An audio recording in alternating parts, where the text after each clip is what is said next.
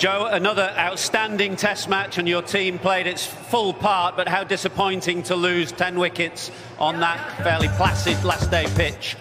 I mean, it was frustrating not to be able to get something from the game today. You know, turn up this morning and really feel like we had an opportunity to win the Test match. And, you know, especially for that opening partnership, I thought was outstanding. Credit to India, they got the ball to reverse and they made good use of that. It was a brilliant spell of bowling from Bumrah, and that really was the turning point in the game. So credit there. I think more from my side of things, we'd look at other areas in the Test match where we may have missed opportunities. It could have been a little bit better, could have made more of an advantage of that first innings lead. And obviously in the field as well, as difficult as some of those chances where you've got to take them against world-class players. We'll perhaps touch on one or two of those areas. Just on this afternoon, you mentioned Jasprit Bumrah's spell there. Is it just occasionally from time to time in this game you have to shrug your shoulders and say the opposition were too good?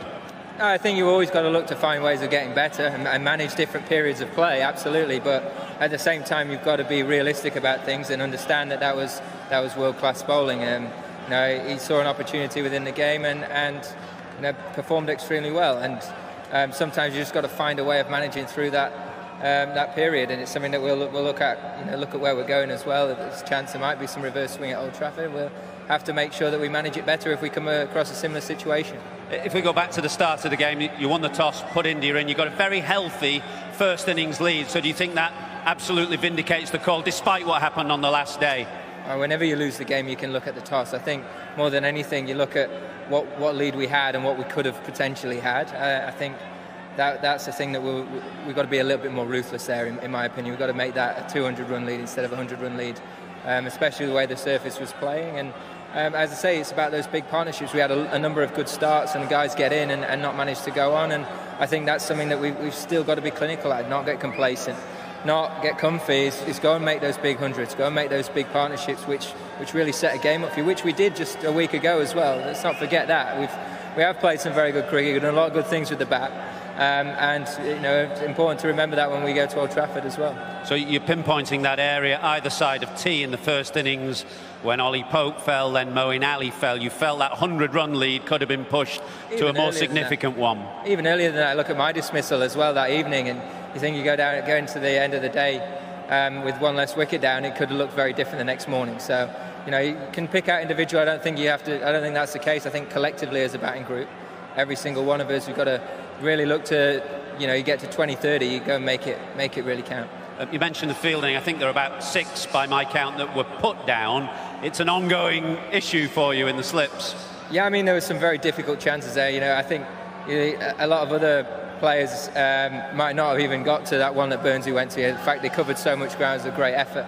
It is a very difficult viewing ground at times here, but it's no excuse. We've got to keep looking to get better. We've got to keep looking to take those chances. And, you know, we'll certainly do that. It's not for lack of effort. It's not for lack of work in practice and how we're preparing for the game. So you just got to, you know, just keep putting yourself in those positions to go and be brave enough to take it on. It's a punishing series as far as fast bowlers are concerned. We're coming to the 5th Test now that's hard on the heels of 4. How are your seamers in that dressing room? There are 1 or 2 injuries floating around as well. I understand Saqib Mahmood's gone in the side today. And what's Mark Wood's situation? Yeah, Woody's coming good for us, so that's promising going into things. It has been frustrating somewhere in terms of the amount of injuries we've had to contend with. There's no getting away from that. That's not an excuse at all. It's just something that's been difficult to manage this last little period.